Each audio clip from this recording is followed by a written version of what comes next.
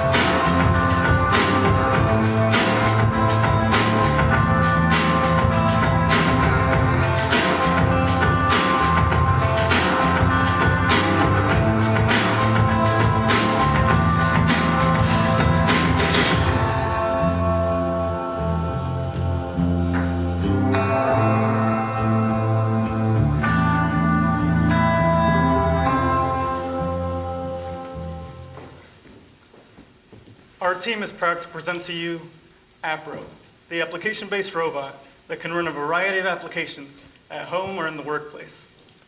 Charday and Nick will now be passing out APRo Green, which is one of our early prototypes, so that you, the audience, can actually see what goes inside an APRo.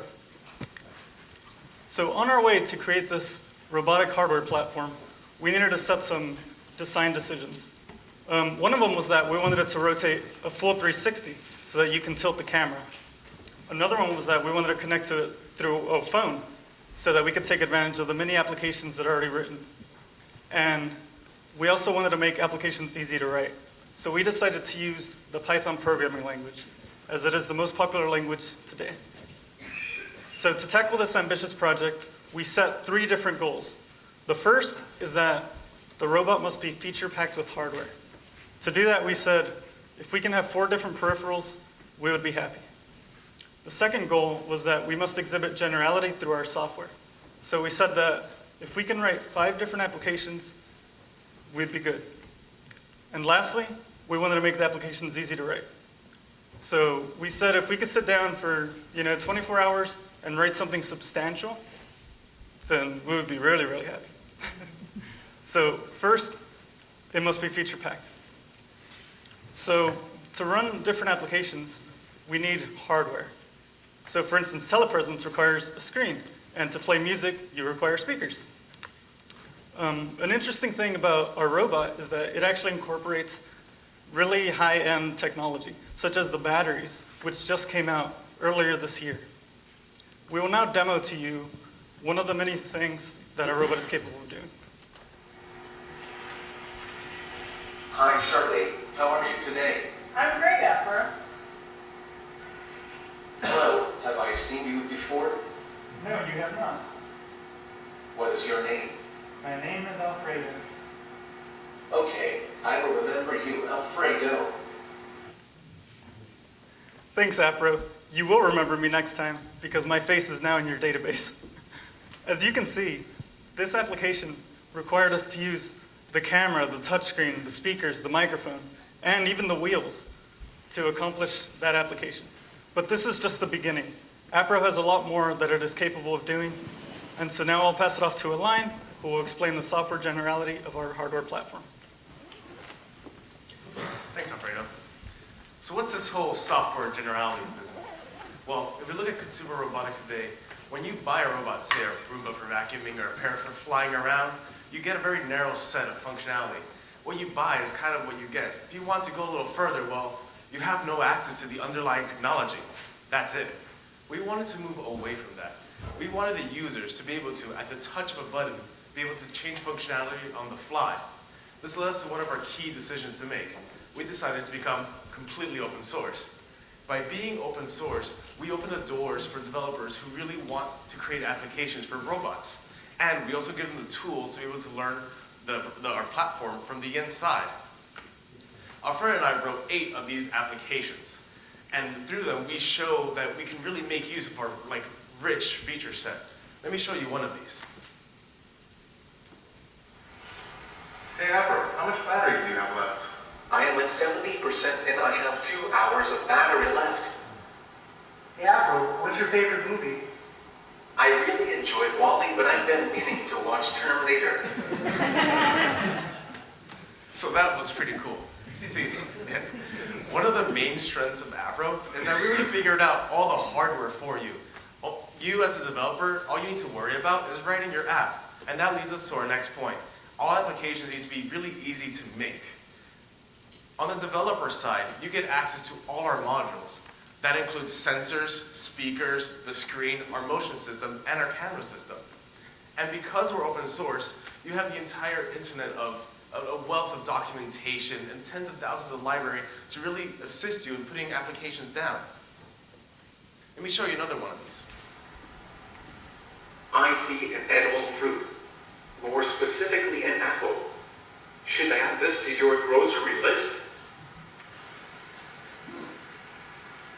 I see a robot, more specifically an APRo. Hello, APRo. What you see on this slide is the core functionality of our object recognition. This is 7 lines and took under 2 hours to write. The key here is that we have agile development.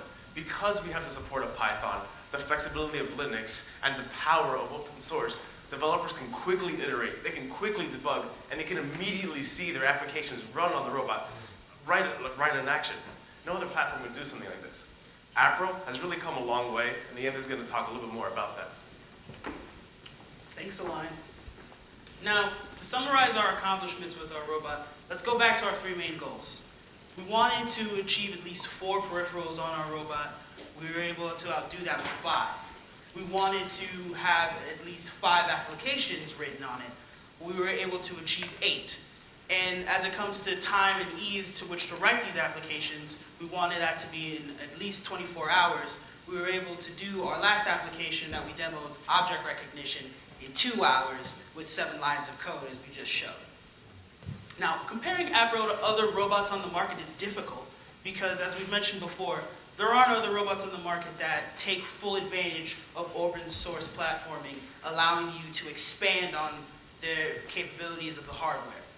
But if we do look at some of our competitors, you can see here in areas such as battery life and charge time, not only does APRo stack up, but it well exceeds its competition. And lastly, we were able to achieve all of this in our prototype of our robot APRo in under $500, which gives you a glimpse of the future of what APRo is capable of. And now Sade will continue to paint that picture for you.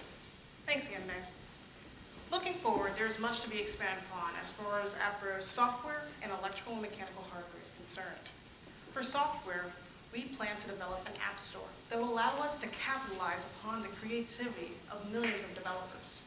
This means that we can distribute and share the applications they write that enable you to make APRo a surveillance system for your home or telepresence robot in the workplace. For the electrical and mechanical hardware, we plan to modularize the peripherals on APRo currently and tap into the voltage that you can access underneath the end caps. This means that APRo can control any electrically powered accessory, like a vacuum. But what does this mean in a bigger picture? APRo can affect you and others around the world in various aspects of your everyday life. APRo can be utilized in the education system, teaching young kids how to program for the first time. APRo can help you manage your property, allowing you to check the Wi-Fi strength of an apartment complex you own.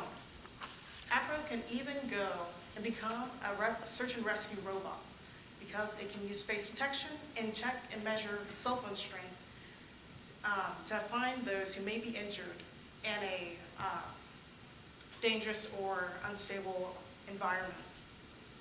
Like Wintel and the iPhone, the APRo platform is able to expand upon endless creativity. APRo is able to unlock unforeseen capabilities, and we look forward to the innovations that APRo will inspire. We are APRo, the application-based robot. Thank you for your time.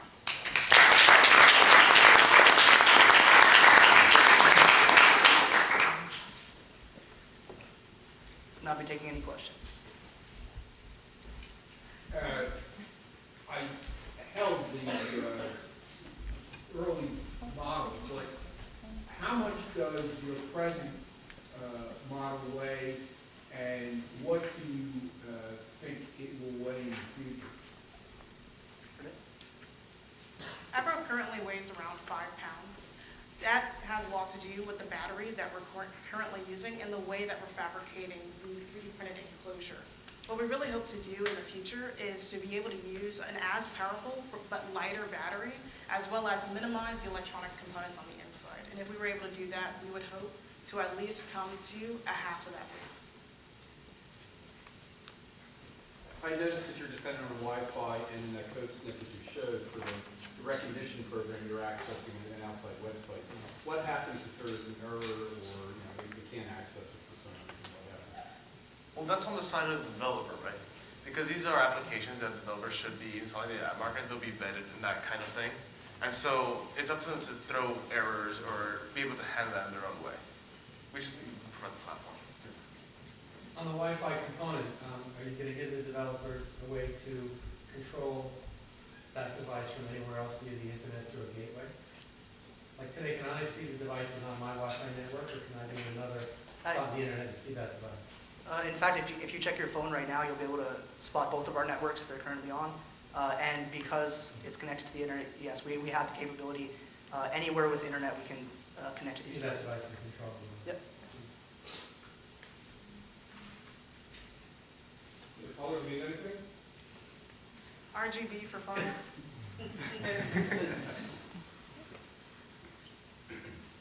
Who do you view as your main consumers? Developers or? Well, yeah, it's really a two-sided thing. We have to cater to developers, of course, because we need platforms to be, we need applications to be coded, correct? But we also need to appeal to users. We need to come up with use cases for them that are appealing enough for them to want to buy a product like this. Just like how your smartphone, maybe if you asked people like 10 years ago why they would buy a smartphone, they weren't really sure. But nowadays, because there's so many applications available, it's basically ubiquitous.